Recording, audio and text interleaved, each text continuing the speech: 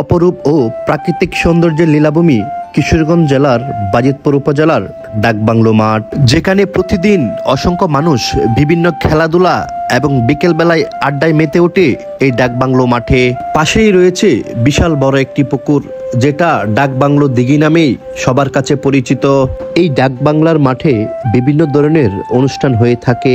16ই December, 26শে March এবং 21শে ফেব্রুয়ারি সকল ধরনের অনুষ্ঠান এই ডাকবাংলার মাঠে হয়ে থাকে।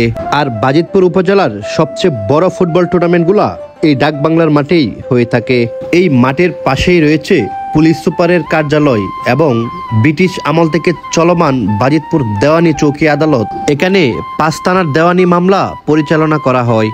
বাজিতপুর, কলিয়ারচর, অষ্টগ্রাম, ভৈরব এবং নিকলি এই 5 থানার দেওয়ানি মোকদ্দমা এই দেওয়ানি চৌকি আদালতে পরিচালনা করা হয়। কিশোরগঞ্জ জেলার মধ্যে সুন্দর ও অন্যতম একটি জায়গা হচ্ছে এই ডাকবাংলার মাঠ বাজিতপুর।